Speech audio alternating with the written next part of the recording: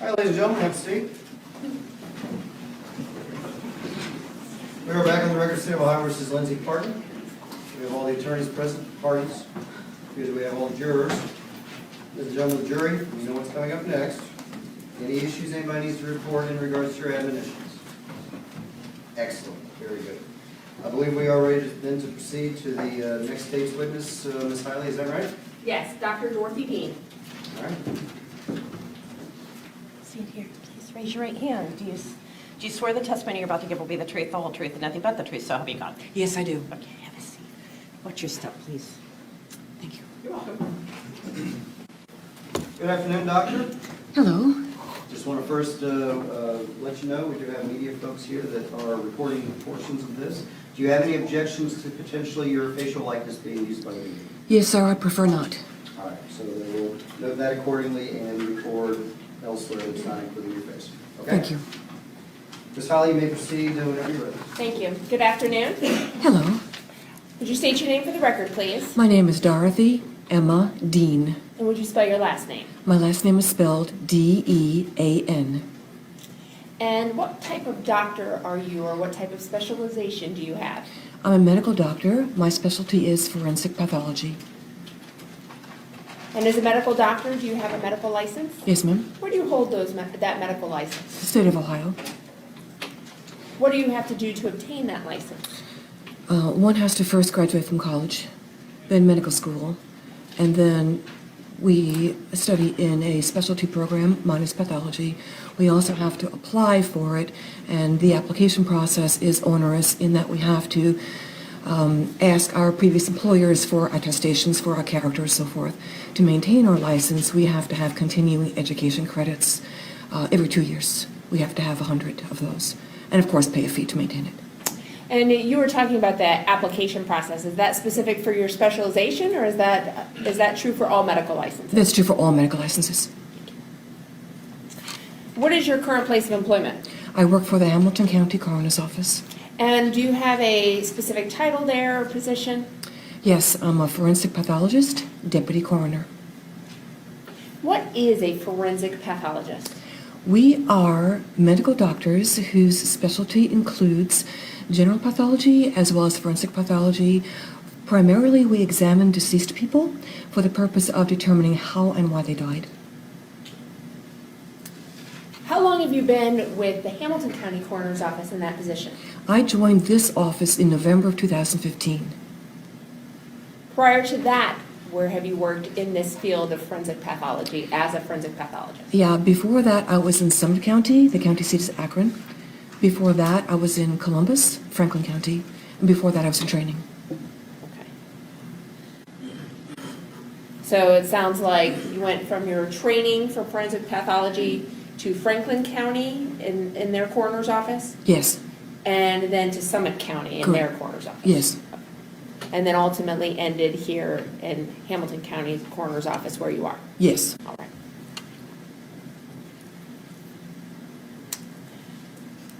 And you talked about some specialization. What type of, whether it's training or education, what do you have to do to specialize in that forensic pathology specifically? So, medical training is in multiple parts. We go to medical school, and I was graduated from the University of Toledo in 1993. After that, physicians study their own specialties. So I studied pathology. Some of my friends studied family medicine. Some of my friends studied surgery, but I chose pathology. The pathology training program, when I was going through it, was 5 years long.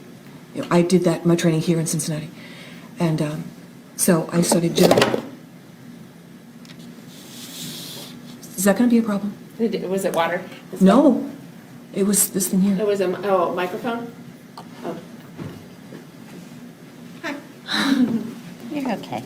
I didn't. Oh, I stepped on the wire. You're I'm so fine. sorry. Oh, don't. You don't need to apologize. That's fine. Let me get out of my way before. Fine. All right. I think I'm clear now. Thank you. Indeed. So anyway, the general pathology training was 5 years long when I was doing it. So in general pathology, there are anatomic courses and clinical courses. The basic distinction is anatomic is pieces and parts, and clinical is in a laboratory. After my general pathology training was finished, I studied forensic pathology. It's a subspecialty of pathology. That's a one-year training program. It still is. After all of that, I took examinations for board certification, and that just confers minimum competency and skills and knowledge. So I'm board certified in anatomic, clinical, and forensic pathology. Do you hold any teaching responsibilities in your position? Yes, ma'am. And what are those? In our office, we teach medical students and residents. Sometimes people from other sectors of life, for example, law enforcement, come to our office for some education. I have responsibility for those. I'm also on the faculty of the University of Cincinnati as an adjunct professor. Approximately how many autopsies in the course of a year do you handle? In the course of a year, approximately 300, And over your lifetime, how many have you done? about 6,000. And are you able to narrow that down to specifically autopsies of children? No, I don't keep a separate record of that. Okay. Have you previously testified in court? Yes, And have you previously testified as an expert in the field of forensic pathology? yes. And what courts have you testified? In municipal court, common pleas court, and federal court. And did you provide a curriculum vitae in preparation for your testimony? I did. If I may approach the witness with what's been marked as State's Exhibit 70. You may. Thank you. Doctor, are you able to recognize that?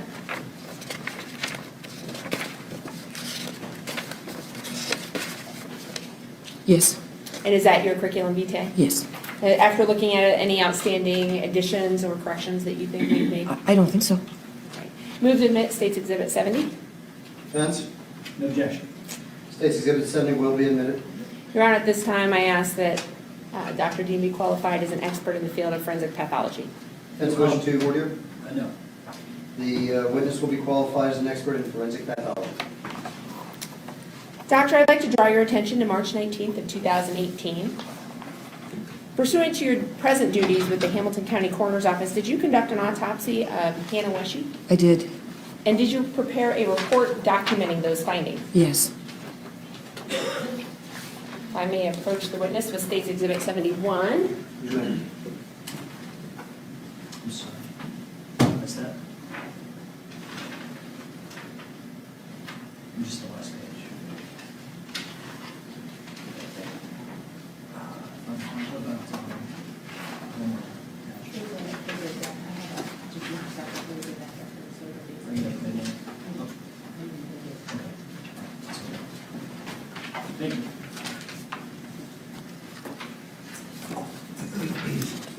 Doctor, are you able to recognize that?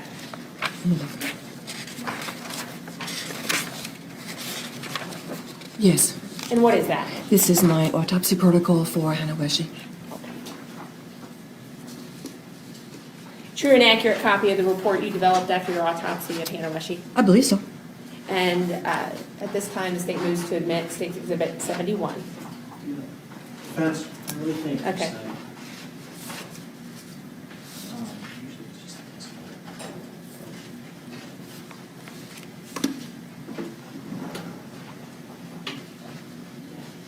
it's just this one. Good Jack. Approach.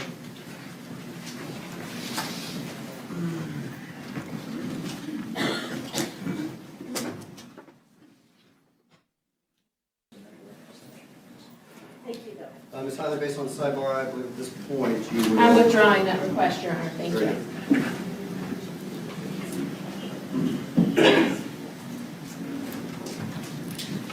Doctor, was the autopsy you performed on Hannah immediately after her death? No. When was it?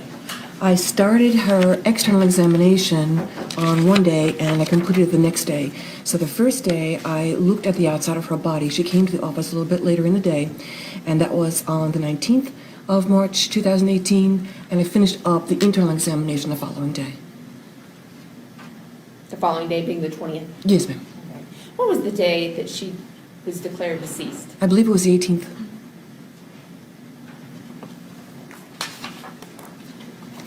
Doctor, do you log that in your report? When she was deceased? Yes, I don't think it's in this part. this autopsy report, but it is in the coroner's record in the investigation report. And is that titled a death record? No, it's titled Investigation Report. Oh, okay. All right. Do you know what a death record is? Yes. And what is that? The death record is our death certificate information that we keep as part of a normal course of business in our office. The information on it is the same information as on the death certificate. If I may approach a witness with State's Exhibits 72 and 73. Just the record. You may miss highlight also, Ms. Hiley, I'll note we've had some concerns with the jury about volume. All right, thank you. Again, So, so I just try to increase my volume. Is it still too low? It's still too low? Okay. Okay, let me just this. That's all right. I'm glad you told me before we got too far into it. How's this? Okay. Do you mind if I sit on the edge of my seat? You say whatever you want, Doctor. It really helps me get up there. Okay. Keep in mind that the microphone, that does not amplify. Right. It records, so that's why we need you to. Sure. Oh, I fully understand. It's hard for me to tell, though, what they're hearing from my seat, so I'll do whatever I can to help you. Thank you. We do object to sitting on the edge of your seat. I object to everything else. Overruled. Sit wherever you want, Doctor. Thank you. I'm handing you what's been marked as State's Exhibits 72 and 73. 73, what is that? 73 is her death certificate. Okay, and 72 is what you use to, what is used to prepare that death certificate? Is that what you testified to? 72 is the death record, the record that we keep as a normal course of business in our office. We do not complete the actual, is it okay to show them this? We do not, No. all right. We do not complete all of the information on the death certificate because the first part is the demographics, and that comes from whoever is talking to the funeral director about the deceased person's heritage. So the mother's name, the father's name, place of birth, that information we don't have. The only information we put on the death certificate electronically is the cause and manner of death, and maybe a few minor things that I'm not aware of. But what comes from my desk is cause and manner of death. We don't keep the death certificate as a normal course of business in our office. That's filed with the Department of Health. But we do keep in our office a piece of paper that has the information on it, so we can refer back to it if we need to. And that death certificate, does that record the time of death or the date of death? Yes, ma'am. Or the death record, I'm sorry. The death, yes. And that would be State's Exhibit, I think, 72? 72 is the death record. 72 is a death record, correct. And that does record the date of death? I think it does. This is not generated from my desk, but let me read this here. Injury, hold on a minute here. Yes, ma'am, it does. And what is the date of that? March 18th, 2018. How's my volume now? Good. Okay, good. Thank you. Doctor, when you're assigned a case in your office or assigned to do an autopsy, tell us about that process, what that is. Yes, in our office we have 4 doctors, and we have a rotating call schedule. So there's somebody on call all the time, but we rotate that.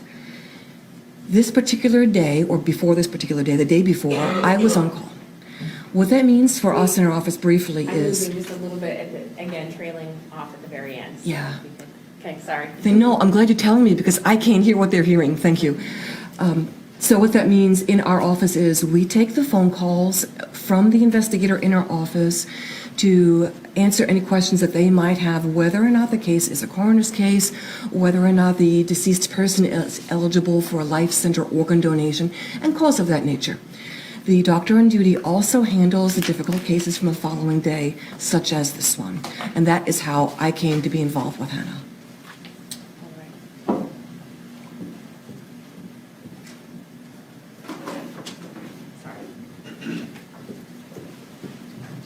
Doctor, could you go ahead and tell us then, when you came into contact with Hannah, what was your first steps in the process of your evaluation?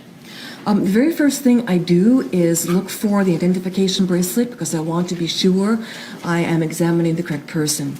After that, I take photographs and make notes. And then I look for any other injuries or natural diseases on the outside of the body and on the inside of the body. I take photographs along the way. I also take little samples of tissues to look at under the microscope if I need to.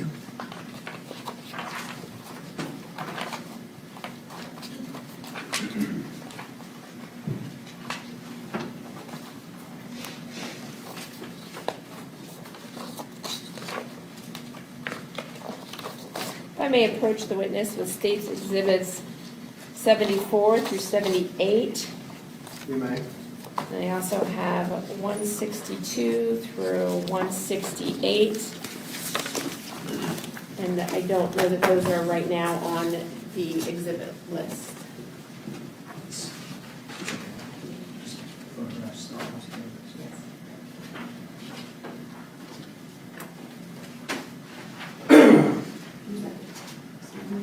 These are the new ones.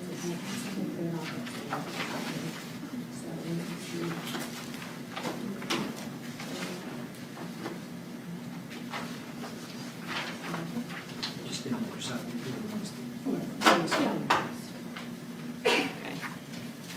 I'm handing you 162 through 168 and 74 through 78.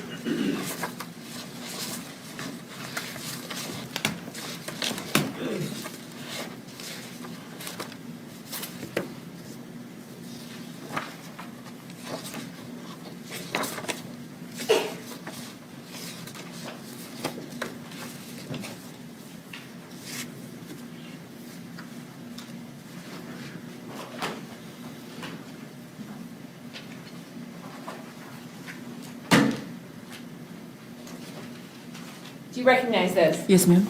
And let's see. There's true and accurate depictions of Hannah as you came into contact with her on that day. Yes. Specifically, I want to, before I get there, Judge, I'd like to move to admit the State's Exhibits. And I'm sorry, because I mixed up my pictures. I just want to make sure I have those exhibit numbers right. State's Exhibits 74 through 78 and 162 through 168. Defense? We don't object to the admission of autopsy photos. Based on that representation, the court will admit exhibits 74 through 78 and 162 to 168. And request permission to publish. At your will, yes. Thank you. I'd like to start with State's Exhibit 162.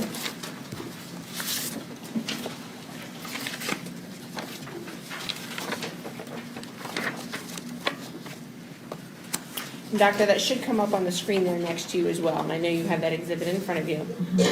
The State's Exhibit 162, what is that showing us? State's Exhibit 162 is looking at the inside portion of her right leg.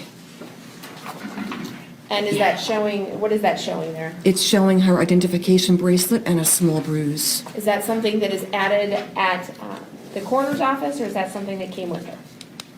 The bruise? I'm sorry, the identification tag. No, that's a hospital identification bracelet. Okay. That, both of those came with her. All right. When I point here, can the jury see what I'm pointing If you to? touch, you have to touch it, and it will show a mark on the screen. Okay.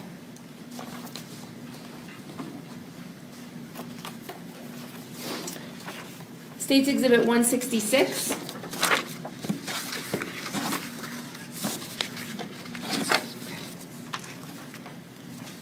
And that's up there. Tell us what that is showing. Yeah, State's Exhibit 166 is a photograph of Hannah as she came to the coroner's office after she donated some of her organs to some other child. She has in this photograph the medical equipment that the doctors and other medical personnel left on her body when she came to us. She also has some bruises on her chest and a diaper on. She has some of her scalp hair shaved. I think that's all I can tell you from that far away.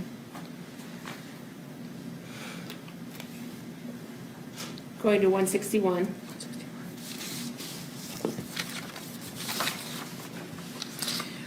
.161 is a photograph of the right side of Hannah's head. This is after she had surgery.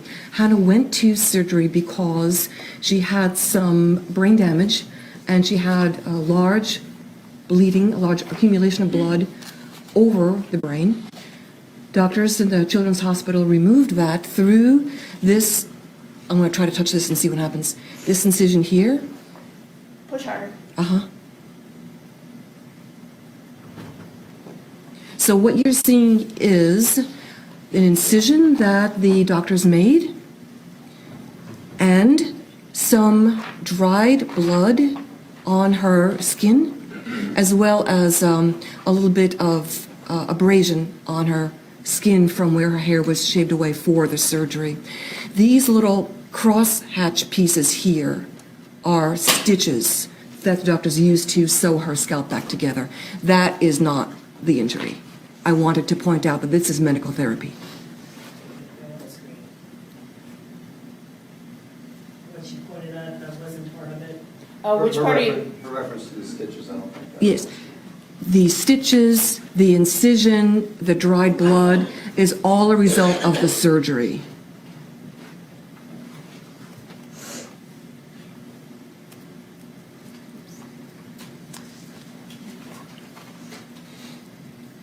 $163.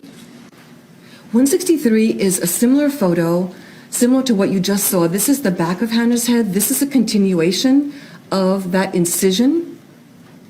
And I think from even your seats, you can see some threads here. That's a sutures, medical sutures, stitching her scalp back together. She also has a drain here. And I think if I show you 165, it will show you that. Yes, this is looking at the top of Hannah's head now. This is part of the incision again. Stitches. This is the drain the doctors inserted. Is there some way we can eliminate this blue S that didn't go away on my screen? Oh, I'm sorry. That's all right. Yeah. Thank you. This is all part of medical therapy. And 164. This is a similar photograph to what you just saw. This is the incision stitched together again, and so where her hair was shaved. This is the back of that drain. Volume check? How am I doing with volume? Judge. Okay. Let me approach.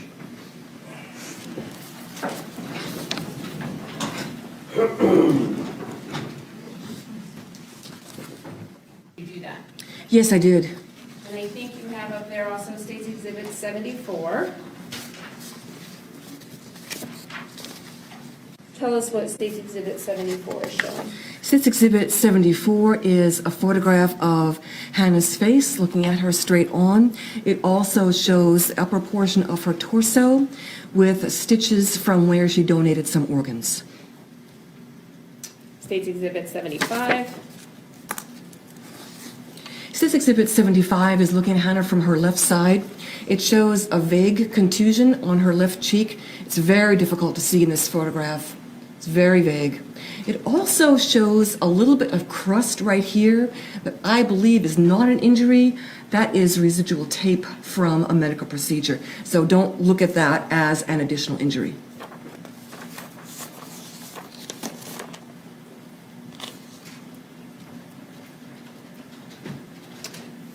'76. Thank you. The State's Exhibit 76 is looking at the back of Hannah's head. I've shaved her hair because I couldn't tell with certainty whether or not she had injuries on her skin that I could see with her hair in the way. So I shaved the rest of her hair. This is what you see here. This photograph shows 2 injuries that are visible on the skin of the scalp. Here and here. This orange material here is not an injury. That's part of medical therapy. 77. 77 is showing a bruise on the right side of her head here, as well as the later effects of the surgical procedure I pointed out before. And 78. 78 shows a bit of a bruise on her upper eyelid right here, This is her left eyelid, left upper eyelid.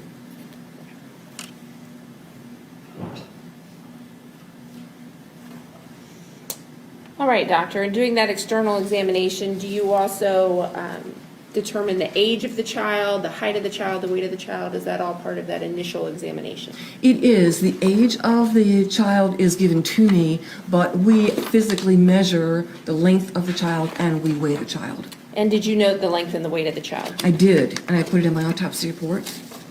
Do you need to refer to that to refresh your Please. recollection? At autopsy, she was 38.5 inches long, and she weighed 32 pounds, bearing in mind this is after organ donation.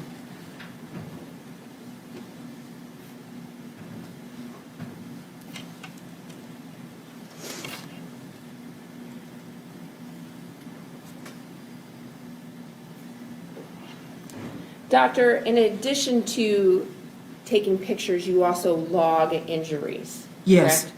And I know we've talked about those that you've seen externally. Then do you do a further examination from there?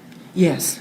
All right, if I can approach the witness with state's exhibits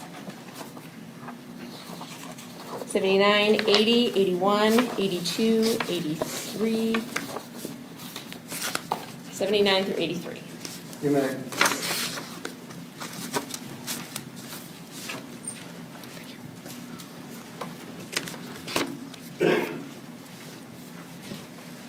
I'm sorry, I need to show these. Oh, Your autopsy reports are fine. Okay. Thank you. Go ahead. I think photographs. This is-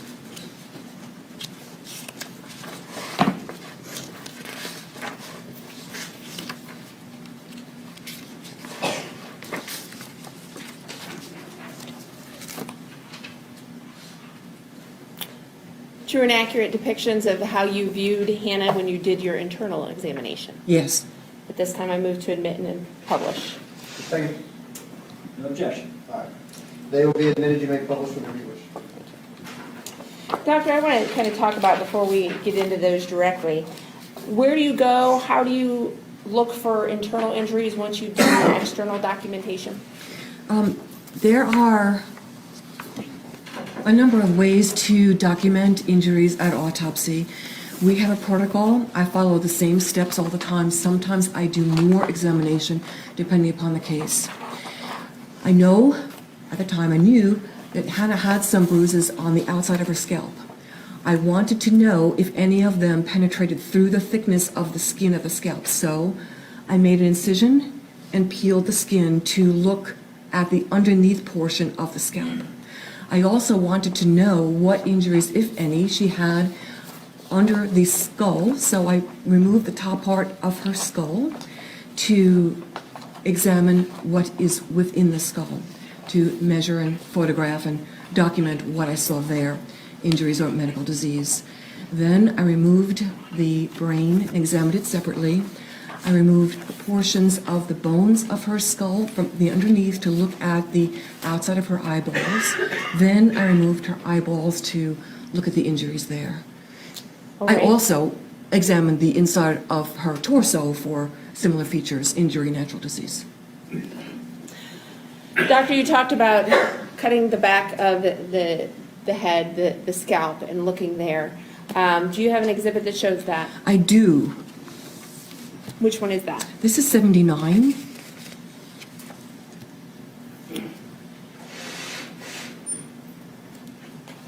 Could you, can you get up?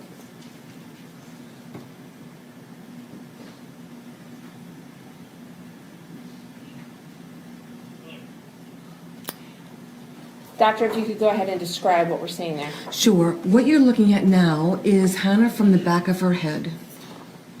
So what I did was made an incision straight down the back of her head because I knew she had bruises on the back of the skin of the scalp. I wanted to see if they went through and if there were any others, because sometimes the bruises are only on the underneath portions of the skin and you can't see them on the top of the skin, even in light-skinned people. So I incised the back of her scalp and reflected it sideways. So I reflected it sideways. What you have here is 2 additional bruises. I'll point them out. We have bruises that you saw before that are now through the depths of the skin. This is what you saw before. So those aren't new bruises. Those are full thickness bruises from what you saw before. And you're talking about State's Exhibit 76, where we look at the back of the head? Let me double check. I don't You know have that you those? have that. We'll put up 76. Yes, ma'am. Okay. And so in State's Exhibit 76, can you show which ones you were able to see once you pulled the skin back? Yes, actually, these both of these go through the thickness of the scalp. In States 79, this bruise is on the edge, and it's not shown in the photograph. So you can't see that one. Okay, which one are you talking about? The top one here. It goes through the full thickness, but it's not shown in the photograph. So don't get confused with the other two on the sides of 79. Is there a way we can put these together? I can try to put them up here on that. So 76 and you have 79? Yes. So how farther is it? Oh. Seems to be frozen, Jimmy. Doctor, I'm doing the best I can with this.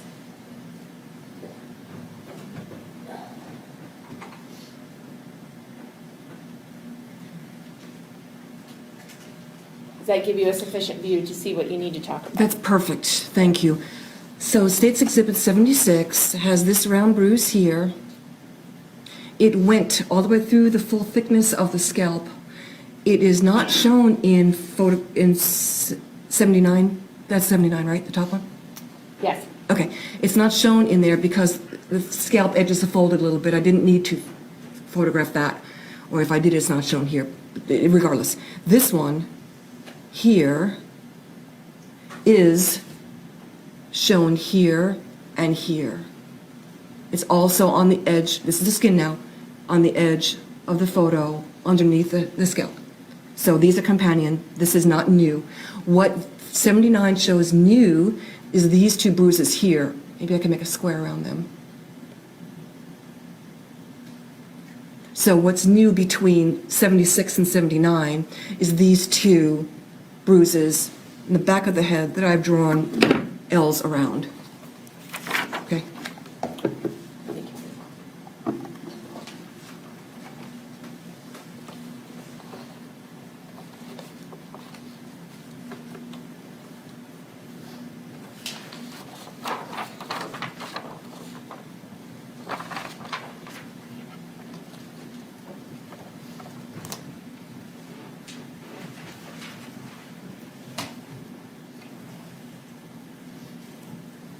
State's Exhibit 80. I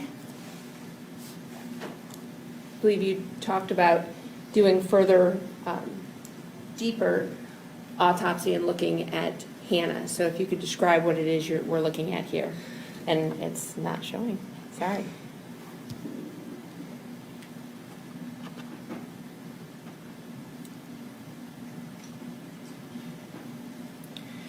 States Exhibit 80 is looking at the base of Hannah's skull, where the eyeballs are. This photo was taken after I removed the bone on top of the eyeballs. So this is the back of the eyeball here. Here's the other one. In life, there is bone covering that. To examine these, I cut the bone away. I wanted to know if there was any other injury that I did not see before, and there is. What you see here is this purple material here on both sides. What's within those squared off U's is the optic nerve from the brain to the eyeball. And what's showing is the purple material, that's blood, between the covering of the optic nerve, the sheath, and the nerve itself. And is there a specific medical term that you use for that? Yes, optic nerve sheath hemorrhage. And doctor, in relation to the eyes, what was the next thing that you did? I took them out. And what was what did you do that for? And I'm sorry, that was a terrible sentence. Why did you do that, and what was the purpose of it? The purpose is to document any injury to the inside of the eyeball. We have to know whether or not there is hemorrhage, bleeding, in the retina portion of the eyeball, the back of the eyeball. We pathologists cut them, open them. Now we have two bowls, basically, and we can look at the inside of the eyeball visually with our eyeballs, and then photograph what we see there. She had tremendous hemorrhages in her retina, and I photographed those. This procedure also further documents the hemorrhage in the optic nerve sheath hemorrhage is further documented there. I also looked at them under the microscope. State's Exhibit 81, what does that show? 81, can you please take off those blue marks? Thank you. 81 shows 1/2 of one eyeball. This is the right eyeball. What you're seeing here, all this red material here, all of this, and there's a lot, is bleeding in the retina of her eyeball. We're not supposed to have any hemorrhage in the eyeball. This red material here is the hemorrhage in the optic nerve sheath, between the sheath and the optic nerve. This white part, just for reference, is the lens. And State's Exhibit 82. 82 is a similar picture of the left eye. All of this red material is hemorrhage. Again, the lens is here. Oops.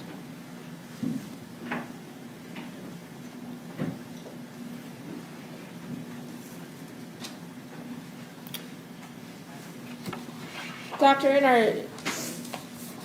in your testimony, you've gone through in depth your internal investigation as well.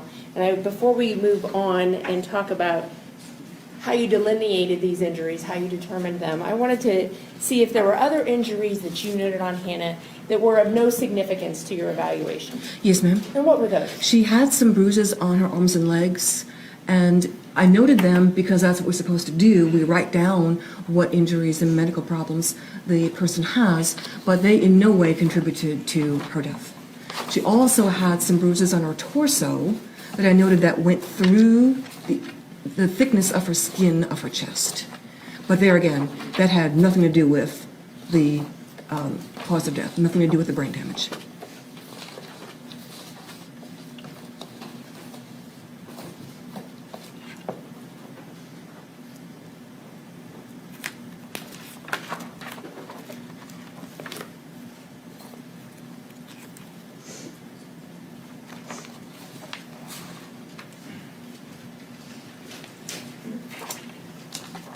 Doctor, we also looked at a photograph that showed State's Exhibit 161, and I think there's one more that shows what you listed as a contusion, and perhaps you have it there in front of you. I do not. I have 80, 81, 82, and 83.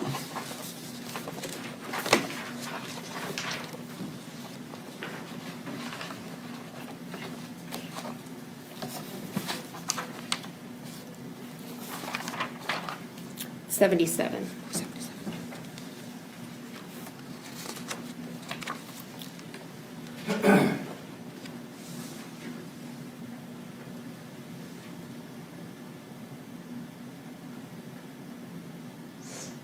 Doctor, with State's Exhibit 77, you noted there, as we went through that there was a contusion. Yes. Are you able to say whether or not that is, I'm sorry, you say it's a contusion. Yes. Could that be from the surgical intervention? It could be because when surgeons do this procedure, they use some implements to loosen the scalp from the skull, and sometimes that can cause a bruise here on the forehead area. So that could be from that. It's very close to this incision.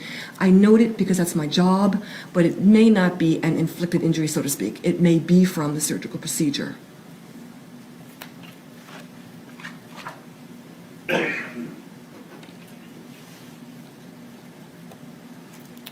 Doctor, based upon your evaluation and documentation, were there injuries that you noted that were of significant to your ultimate determination in this case? Yes. And what were those? In addition to the ones we just talked about, the bruises on the head, the trauma to the eyes, Hannah also had brain damage, and that's the problem. She had tremendous brain damage.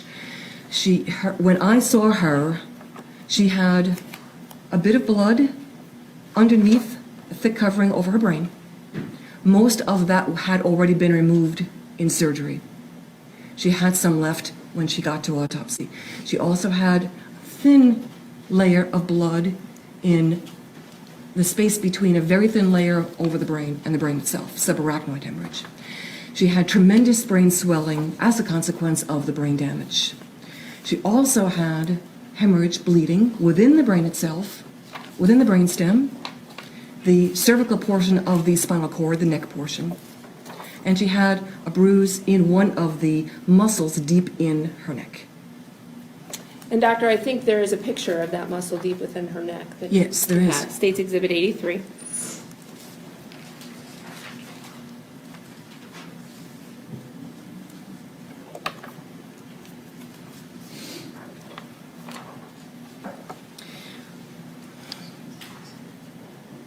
Could you go ahead and describe what you see? Yes, what you're looking at now is a photograph of Hannah laying on the autopsy table face down. This is the back of her head here. The bruise in a muscle is here. I've lifted it up because I wanted to photograph it. It's hard to photograph in a hole, so I lifted it up, and that's what you're seeing there. This muscle is really deep in, so it's just a 1/4 of an inch bruise.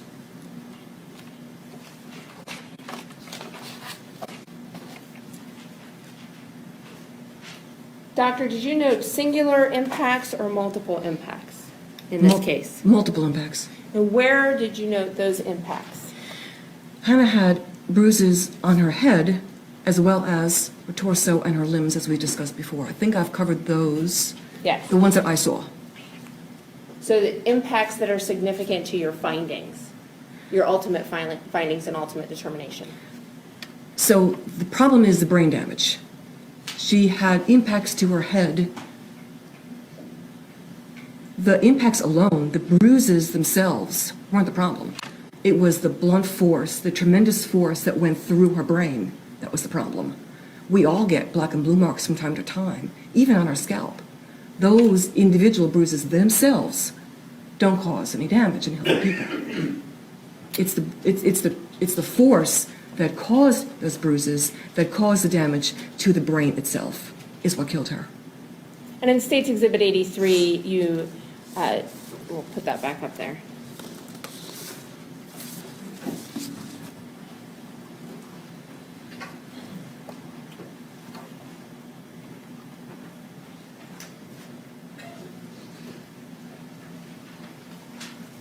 Dr. States Exhibit 83, does that have any bearing on your determination in this case? Yes, what this tells me is there was a lot of force that went through this area. That's how this bruise became there. It's deep in the neck. This is not a trivial bruise. It's deep in the neck. A lot of force had to be transmitted to that section.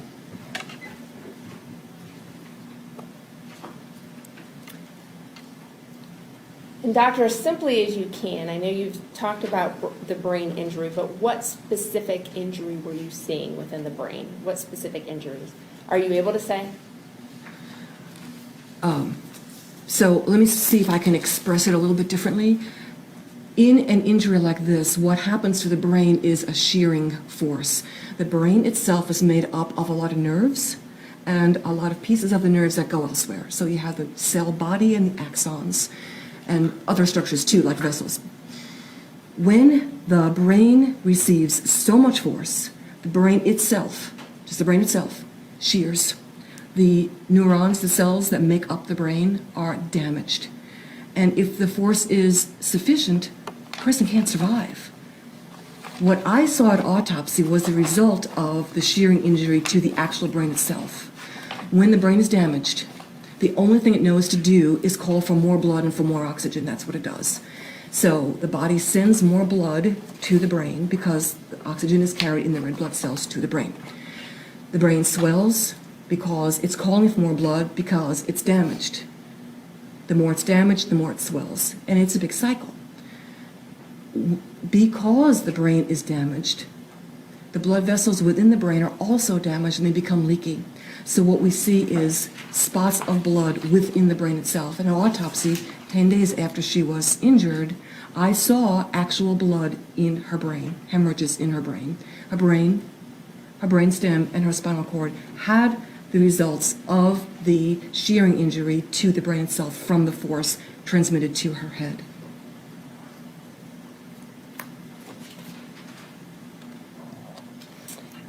Doctor, we've heard testimony that in providing care to this child, the EMTs scooped up the child, putting their hand behind the child's head and holding the child to their body as they rushed her out of the home.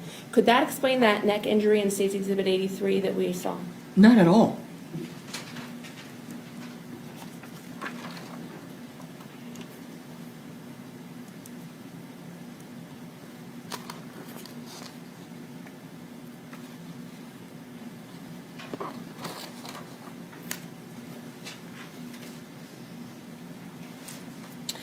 Doctor, as part of your forensic evaluation, do you also review medical documentation from whether it's a medical history, from normal medical visits, whether it is hospital records, things along those lines regarding that specific patient that you're evaluating?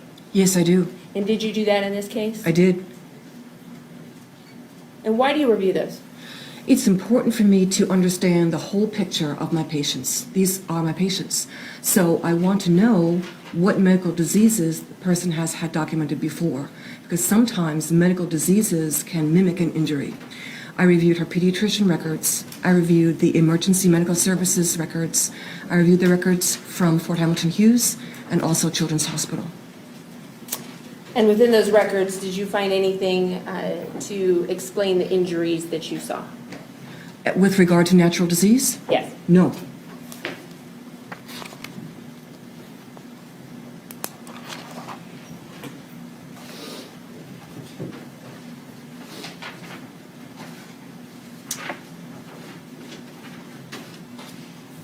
Doctor, to a reasonable degree of medical certainty based on your training, education, and experience, do you have an opinion as to what caused the death of Hannah Wesche? Yes, I do. And what is that? Hannah died from traumatic brain injury due to blunt impacts to her head.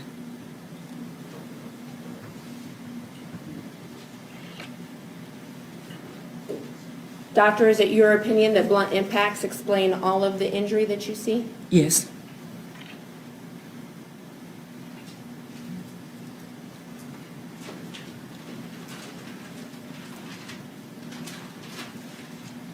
Doctor, what is abusive head trauma? Abusive head trauma is a term that physicians use if they are clinical physicians, treating physicians. We as pathologists don't use that term. We classify fatalities by manner of death, as I've done here, and I think that my classification encompasses that phrase, but in the clinical world, treating physicians use the term abusive head trauma, but we don't.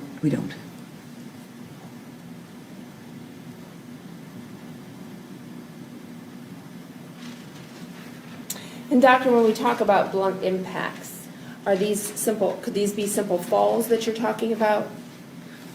Do you mean blunt impacts in general or for Hannah? Regarding the traumatic brain injury that you found in Hannah? Oh, no, no. Would a simple fall be sufficient to explain that? Absolutely not.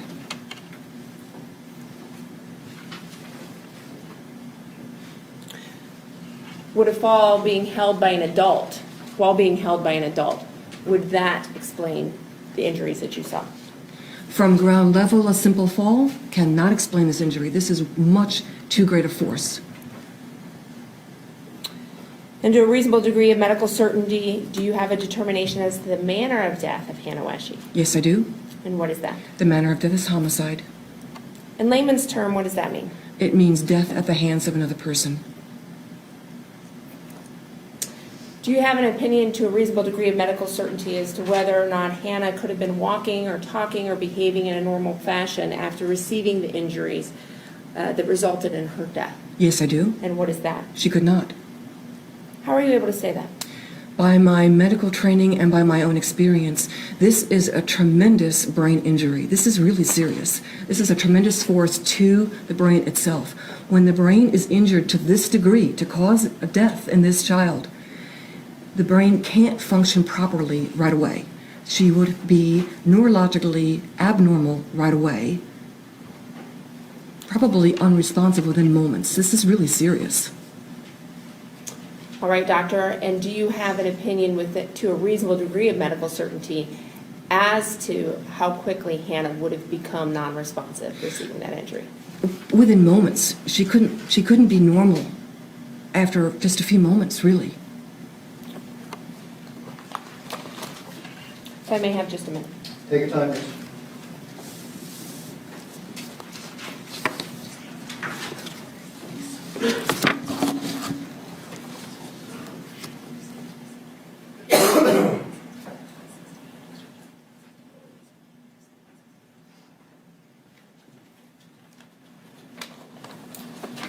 Doctor, would you explain what a blunt impact is? Yes, blunt impact is a pathological term. It means that whatever caused an injury caused a shearing force or a tearing force or a crushing force. So it is any type of injury that causes any of those three. It does not include gunshot wounds or stab wounds.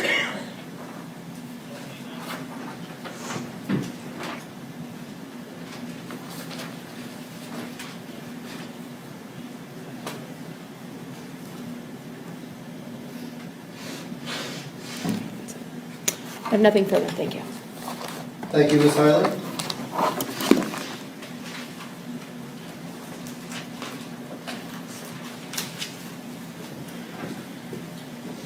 Mr. Fagan, are you doing gross?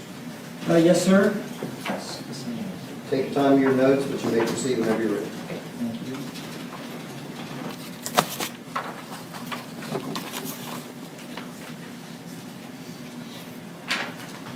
Okay.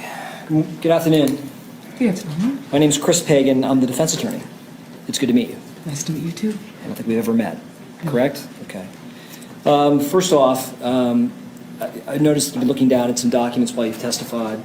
Were there documents that you reviewed prior to testimony to refresh your recollection of the autopsy? Of course. Okay. And you have them in front of you? I have my autopsy report. Yeah. Okay.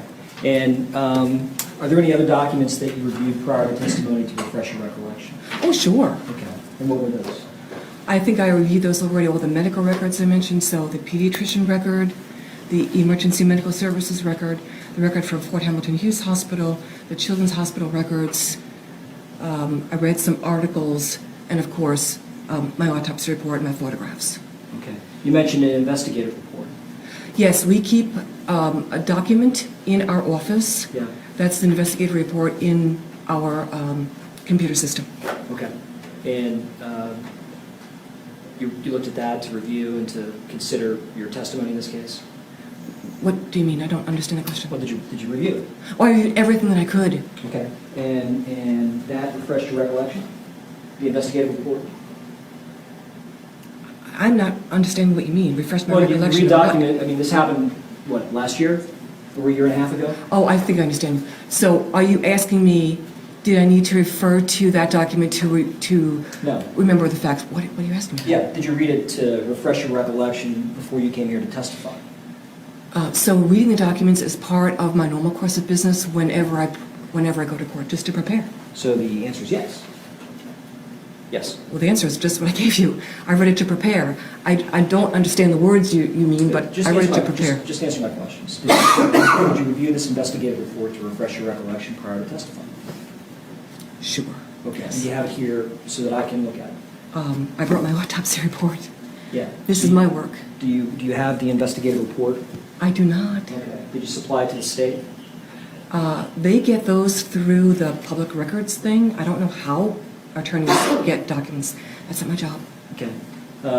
Do you have a recollection of turning it over? I don't do that. Okay. I mean, I'm a pathologist. We have probably 50 other people that work in the office. That's somebody else's role. I have nothing to do with that part. Okay. But it's part of the work that you do in doing an autopsy. is to do this investigative report? I don't do the investigation report. I refer to it, someone else does that. The investigator writes the report. Oh, okay. So there's a pathology investigator. Well, we have 6. Okay. And a pathology investigator writes a report with respect to Hannah. Yeah? So, let me just start from the beginning. First of all, let's establish some ground rules. I ask the questions and then you answer them. I need to understand what you're asking me. Okay, well, it's a pretty easy question, which is, you have a pathologist investigator, yes or no? No, Okay. they're not called that. We have investigators in our office, that's what they're called. Okay, and if they were called pathology investigators in Butler County, that would be unique to Butler County? I have no idea. Okay, and so this investigator, who's not a pathologist investigator, but an investigator for your office, goes out and makes a report about Hannah? No. So what the investigator does is records information that is supplied to him and documents that in our database. And then you evaluate that as a part of your duties in performing the autopsy and writing the reports that you referred to? Yes. Okay. But you don't know where it is. You reviewed it in preparation for this testimony? Yes. Okay. But you haven't supplied it to the state, to your knowledge? I can't answer that question because that's not my role. Okay. Okay, but you've reviewed it? Yes. All right. And it's part of your knowledge and understanding of the events that you've relayed to the jury here? I believe so.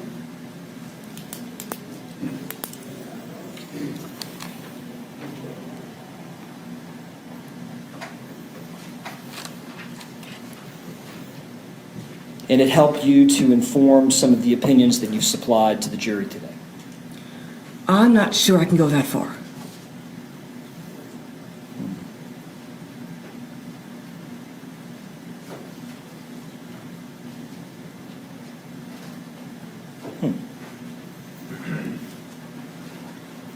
Well, since I've never seen this, I guess I'm flying in the dark, but I guess it would include a history? History? History? History? History? History? Is that a question? Yeah. My question was, stop being coy with me. I asked you if it would include a history. Does it? Yes, it includes a history. I Okay, told you well, it just includes a answer my history. question. It includes a history. Yes? The Yes. investigator report includes the history as given to the investigator. All right. So some unknown investigator in your office prepared a history that's part of the records that you reviewed to refresh your recollection and testify, right? Yes? No, the investigator is not unknown, and it's not prepared, it's recorded. Who was the investigator in the case? I don't know, Okay. So the investigator's not unknown, but you don't remember? right? Okay.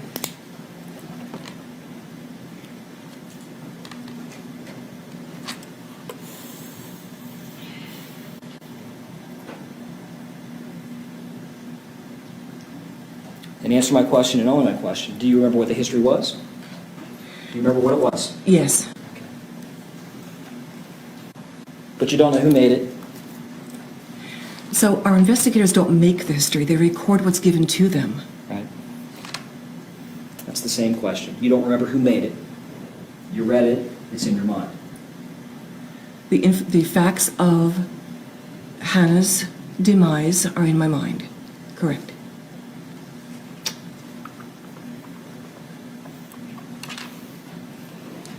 The opinions that you gave, which are 2, that I counted, do not extend to the perpetrator of the blunt impact trauma.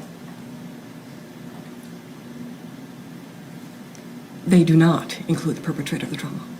I don't know who that person is. Thank you.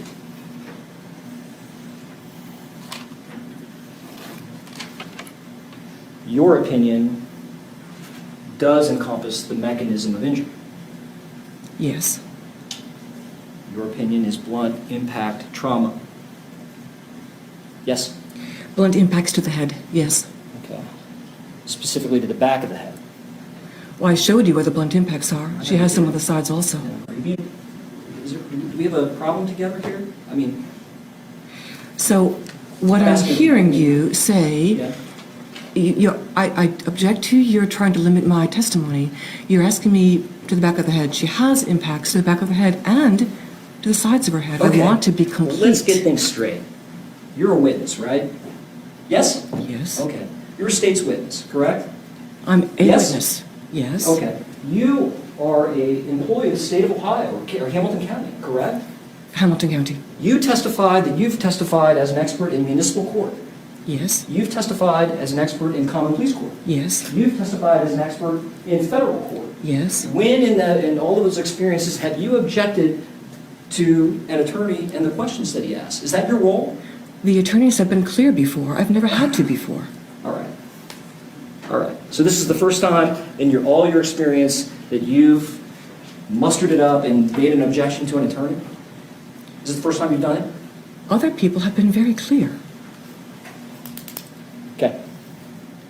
Well, let's get back to the questions that I was asking you about, which is your opinion extends to blunt impact trauma to the back of the head, correct? It includes that, yes. Okay.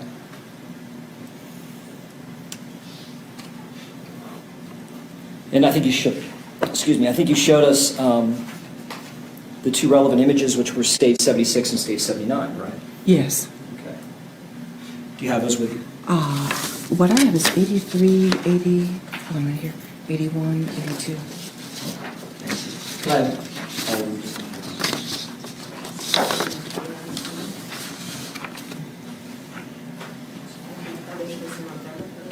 She's got a couple.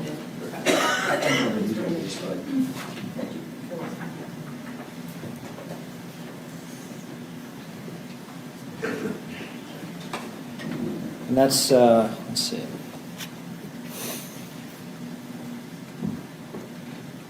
I'm gonna try. All right, that's not the one. Back. Blank image. There we go. I got it. I put in front of you State 76. I got you. That's okay. That's State 76, correct? Yes, sir? And that's the outside of Hannah's scalp? Yes. Okay. And that's the blunt force trauma that we've talked about, correct? In part, yes. All right. And then there's internal bruising that you also talked about from State 79, right? Yes. Okay. You testified that your autopsy was performed between the 19th and 20th of March 2018, correct? Yes. All right. And upon completing your autopsy and making the discoveries that are depicted in 76 and 79, you called a detective in the case to explain or tell him about the significant bruises that you found in the back of the head. I believe so. Okay. And I'm not going to put words in your mouth, but I think you said Hannah had a severe raised and swollen bruise, maybe bruises, on the back of her head. That's what you told him. Okay. Okay. Would you characterize? Honestly, I don't think I said raised. I wouldn't have used that word. Okay. If the police report contains that information, it might be incorrect. Sometimes police write things that they think they hear. Right. Which is a problem in all narratives and histories, right? Sometimes people write down things that are wrong, or they hear wrong, or they're said. Or in their mind, that's what the word was, right? But what I'd like to ask you is this injury on 76, is that insignificant to the cause of death? That injury alone did not cause the problem. Well, right, but- That injury alone did not cause her fatality. It is a marker of the severe force that went through her brain. That's the problem. Right. It resulted in the hemorrhaging and the mass effect and the midline shift and the brain swelling and the herniation. Yes. Right. But that certainly is an important bruise, right? Yes. It's not slight. No. It's not mere inflammation. Mere information. Just mere inflammation, it's not some ordinary, merely inflamed tissue. It is not insignificant, correct. Okay. And if other physicians would have come prior to you and suggested that it was insignificant to her condition and her death, they would be wrong. No, I can't say that, because treating physicians see things from a different perspective than pathologists. I didn't see those bruises either until I shaved her hair. I didn't know they were there until I shaved her hair. I wouldn't blame anybody for not having seen them. And if asked the question, were those bruises themselves the problem? The answer, as I've just said, is no. It isn't the bruise that's the problem. The bruise is the marker of the force that was transmitted to the brain that's the problem. The problem is the blunt impact force to the head. The force, yes. Right. And that is the marker of the blunt impact force because that's where the force occurred, the back of the head. Well, she had that, and she had some bruises on the side as well, so I can't exclude those. Right.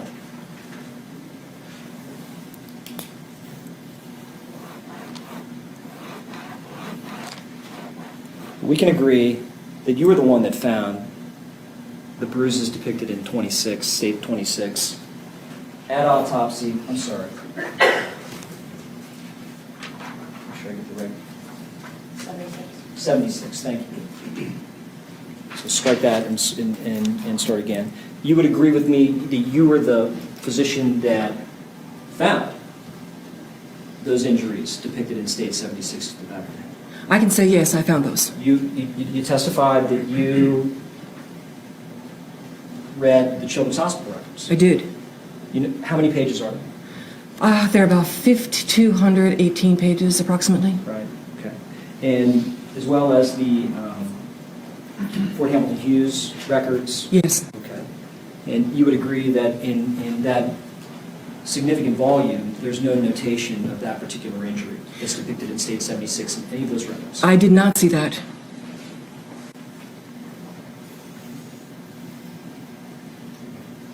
Have you consulted with the other testifying physicians in this particular case?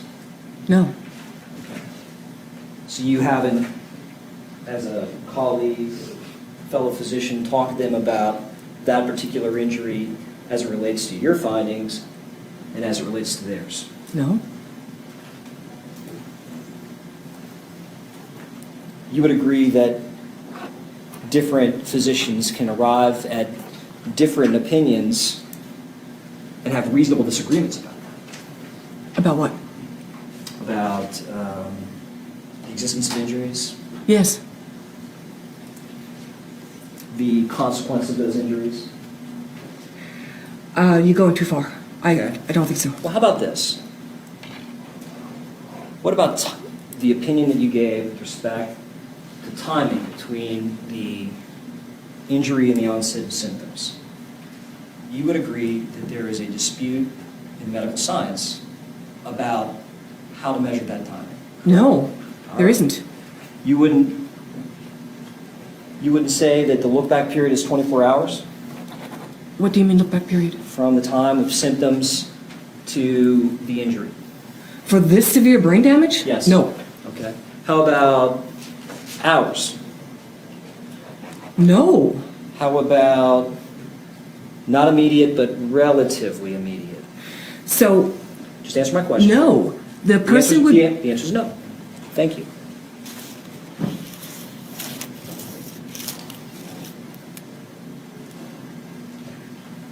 So if that was present in the testimony before, you would disagree with it? The question is too narrow. I can't answer it. You have, it's my question. If you can't answer, just tell me you're not going to answer. I can't. Thank you.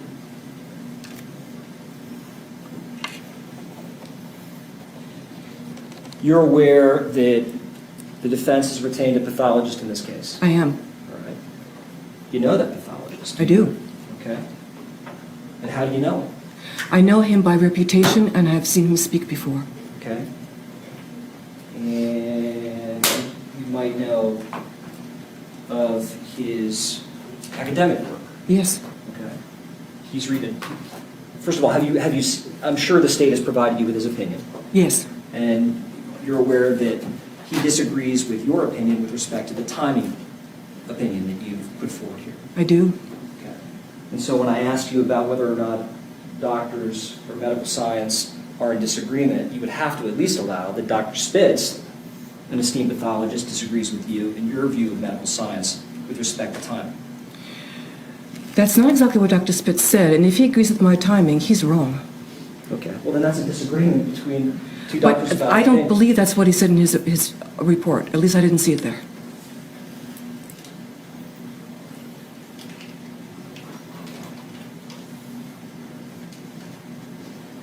Did you have an opportunity to review his treatise writing?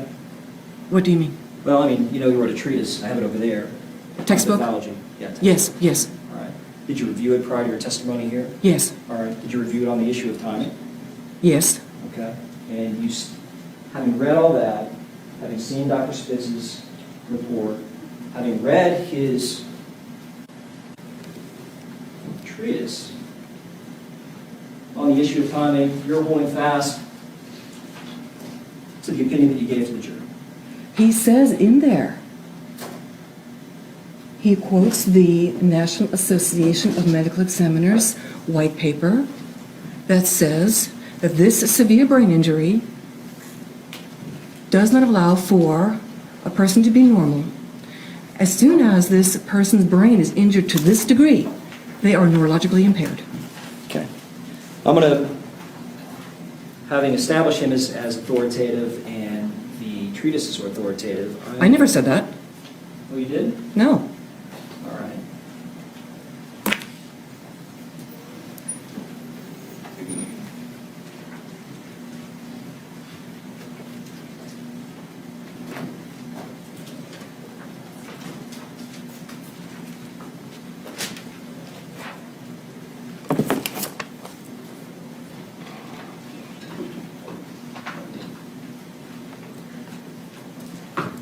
The treatise is reliable authority in the field of pathology.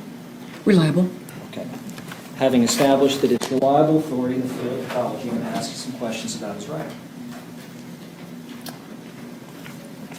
So I'm going to provide you with an excerpt from his medical treatise. Thank you. Thank you. Thank you. Can we have that marked for identification? Yes, sir. C as in cat. I asked what pages it was on. Yeah, I'll give you, I have a copy for you.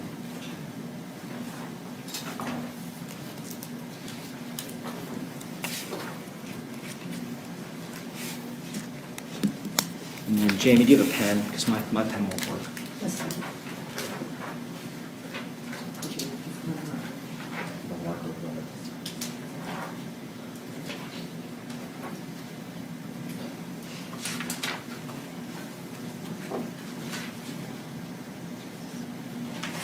Okay. I've marked this, Judge, as Defense Exhibit C just for purposes of... Let her reflect. All right. Let me go back to where I'm at. And Stay, I assume, has a copy of this as well. Yes. In Dr. Spitz's treatise, he talks about lucid interval. Yes? It's in front of you. Says so right here. Okay, and that's what you read? Yes. Okay. And lucid interval refers to a period of lucidity, and the interval is from the onset of the, well, from the infliction of harm until the onset of symptoms. Right? That's what a lucid interval is. Is that defined in here? Is that what you understand it to be?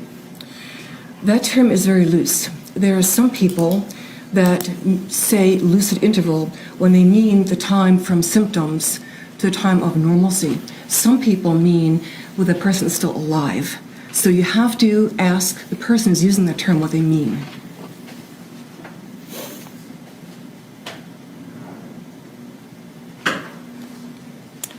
In Dr. Spitz's treatise, in the first paragraph, last sentence, he goes to, it's on 389, and I'll be on 389 the whole time. He provides, it is often important to determine when the injuries were sustained so as to include or exclude possible suspects based on who was with who was with the child at the time of injury, correct? Yes, Okay. And in that sense, he's referring to the child's injury, yes? yes, Who was present with the child, yes, and whether or not the child could be lucid until the onset of symptoms later that caused the medical intervention and the police and the 911. yes, And Dr. Spitz goes on to say, a lucid interval is the time between injury and the development of neurological symptoms. So he has defined it. Yes? yes, Okay. And you understand that to be lucid interval? yes. There's no dispute about that definition. Nope. Some pediatric head injuries are associated with immediate neurological symptoms, while other head trauma is associated with a lucid interval of variable duration. Yes, So it's, some don't have it, some don't. yes. Your question was about Hannah. This doesn't apply to Hannah. I understand. Well, that's your opinion. That's Right. what you asked me, yeah. Well, I didn't ask you about that, but okay. The likelihood of having a lucid interval depends primarily on the amount of shear injury to the brain and the region of the brain that sustains the injury, in addition to other factors, such as the presence of subdural or epidural hematoma, traumatic axonal injury in the brainstem or spinal cord, and brain swelling. So you have to look at all those factors and make a determination diagnostically as to whether or not a lucid interval is possible or not. Yes, He goes on to say, in 80% of children with head trauma, symptoms happen within 1 hour following injury. Yes? sure. Okay. Well, 1 hour is different than moments, or whatever you said. Yes? You didn't ask me about the population of children with head injury. You asked me about Hannah. Right. And I'm redirecting my question back to that. So I wrote down what I thought I heard you say, and your opinion testimony was right away. Yes? That's what you So, said. yes, with the severity of Hannah's injury, Yes. she'd be neurologically impaired right away. Right away. Okay. And you agree with me that, you don't measure time in segments like right away or relatively immediately. That's not how we measure time, is it? We're not talking about measuring time. You're asking my opinion about the injuries. That's the best as I can do. You know what? I get to ask the questions. I'm asking you about time, okay? Don't be coy about it. We're talking about time. I just said right here, we don't measure time in moments or relatively immediately or vague descriptions like that. In a case like this, where time frames are important, we measure it in seconds, in minutes, in hours, or something beyond that, in not vague terms. Am I right? No. Okay. That's enough. No matter how you measure time, Dr. Spitz measures it in hours. Yes? That's how, I can't draw that conclusion. okay.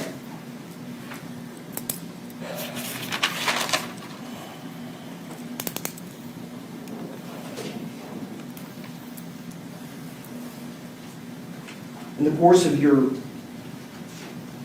work in this case, did you perform work as to what the exact time frame in this case was with respect to the defendant here? Did you do that work, is my question. I don't understand by work. So I documented her injuries. Yes? I reviewed her medical record. From my conclusions about the severity of her injuries, Okay. I've told you what her time frame for neurological impairment Right. was. So if that's what you mean by work, that's what I did. Okay, no, I appreciate that answer, but and maybe I did ask you a vague question. My question was, you have no idea how much time Hannah had with this defendant. That's not my role. Okay, so your testimony, your opinion, everything that you said to the jury has nothing to do with that, right? That is not my job, correct? So correct? Correct. Right. And you were not, you didn't see fit to evaluate text messages and phone logs and histories about the amount of time that Hannah was with the babysitter to defend this case. That's way outside my scope. No, I did not do that.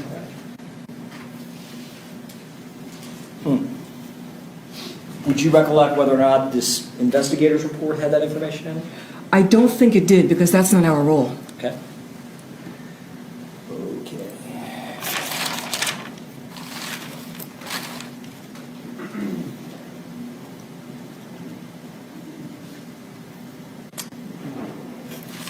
And your autopsy was performed again on the 19th and 20th. Yes, Okay. That was after Hannah had brain surgery? yes, Okay. She was on life support from the 8th to the 18th? I believe so, yes, Okay. She was on an artificial ventilator, yes, which means that oxygen was being artificially sent to her brain to keep her alive. yes. Okay. And I don't know the answer to this. Was blood being artificially sent to her brain too because her heart wasn't working? I don't know what the answer is. No, no, Her heart was working? yes, Okay. But it was the oxygen. correct. Okay. And having looked at Dr. Spitz's report, you know that he is of the belief that the use of the artificial ventilation causes brain injury itself. That's not what he said. Okay. And if he, all right. That's, so you don't believe he said that in the report? Is that it? Yes, Okay.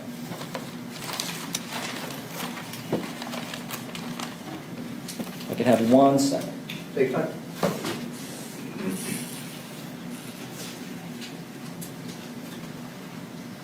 I'm going to need your pen.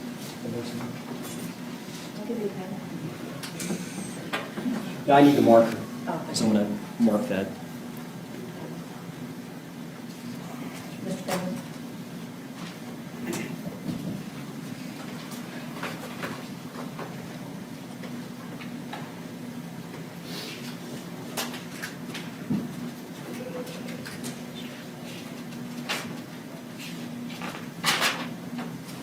I think we're on D, is that right? Yes, sir. Yes. Thank you.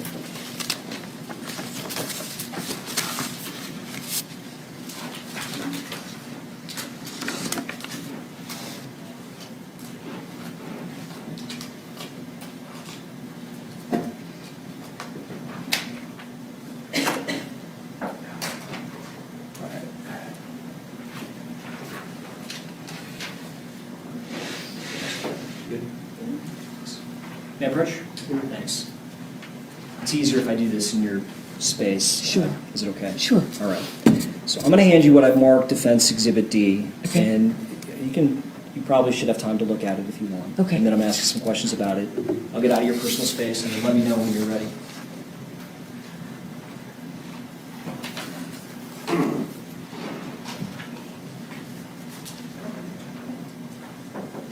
You ready? yes, Okay. So, this is an email. Yes? yes, Okay. And it's between you and Kelly Hiley, the prosecutor in the case. yes, Okay. And it's dated July 11th, 2018. Yes? okay, Okay. sure. I'm asking short questions. Those aren't questions, okay, those are statements. No, they're questions. We're just missing each other. So, it's from you, correct? That's your name? So my response, that's how that comes up. My response to her comes up here. So Ms. Hiley emailed me some questions. Yeah. And in my response to her, the from line comes from me and the to line goes to her. That's what you're talking about.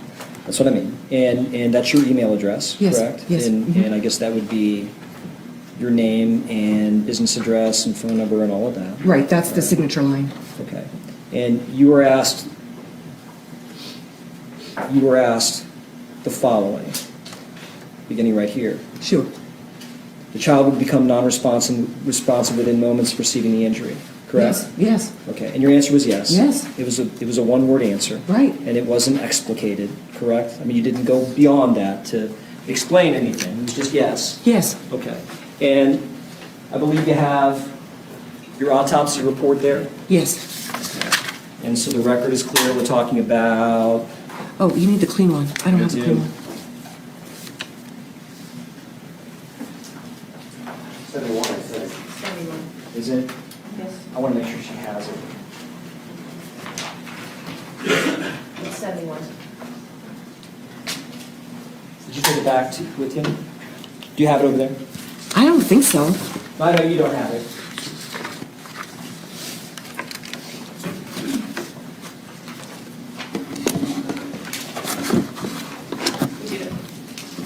Okay, thank you.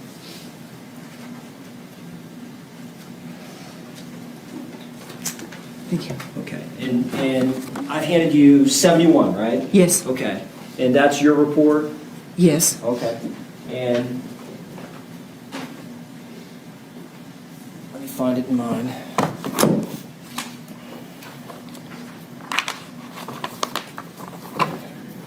The first page has your opinion, yes? Yes. The following pages are the post-mortem examination of the body of Hannah Wesche? Yes. Okay. And we can agree that nowhere in your opinion letter is there a discussion of the timing opinion that you put forward to the jury, correct? You mean the opinion in the autopsy report? Yes. Correct. Yes. It's not there. It is not there. So the only timing report that we can identify is the one that we talked about in Defense Exhibit D, which is the one word yes in the email. That's not a report. It was an answer to a question, no. Okay, so it's just an answer. You wouldn't characterize this as a report. I wouldn't. Okay.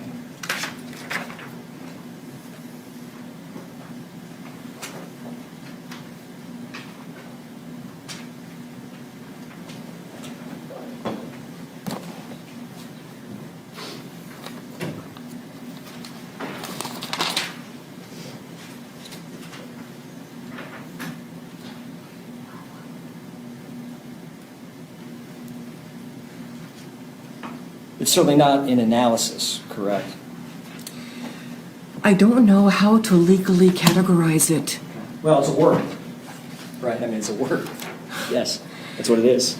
It's an answer to a question. That's how you characterize it. That's the only thing I can say. It's true, it's honest, it's accurate. I was asked a question and given an answer. That's as much as I can say. Okay. I think I might be done. Let me ask my cohort in crime here. All right. Oh, I do. I know exactly what she wants me to ask. I apologize. I'm a little distracted. Are you in the child abuse team? No, All right. Were you present at a meeting on March the 13th, 2018 to discuss the evidence and medical findings with respect to Hannah? no,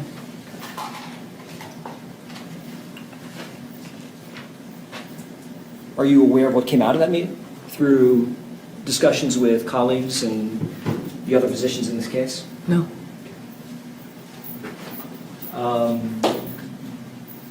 The detectives that were at the autopsy, who were they? Detective Dan Turner, Detective Ryan Hensley.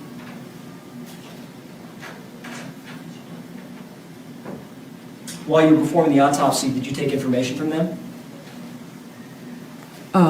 I was doing my own work. We chit-chatted back and forth about the case. I don't know if they gave me information I did not have before. Mostly what occurred during the autopsy is my giving information to them about the findings. I do not recall any information imparted to me during the autopsy. I don't.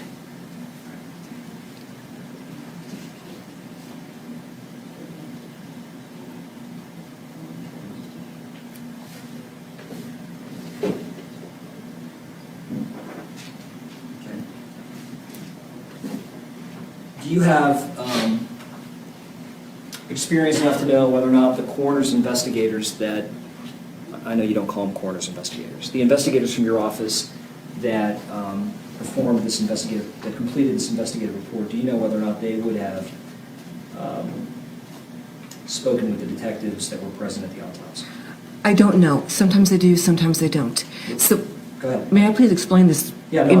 Okay. So in our office, we have a database, and we record information and correspondence and so forth. Investigators type in there too. So the initial report was taken by an investigator, and additional information is added.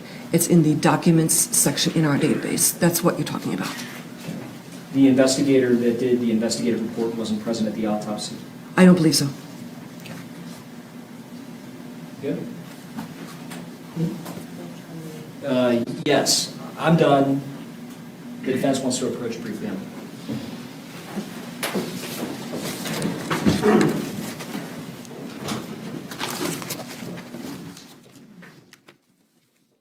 We've been going at it for close to an hour and a half. We want to go ahead and let you guys have a restroom break before we get back into redirect.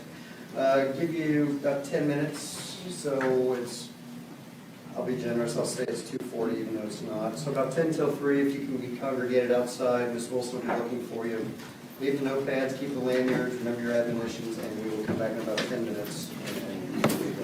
And doctor, you are likewise, if you need to stretch, do whatever's fine. Remember you're under oath, and please don't discuss your. All right? We are off.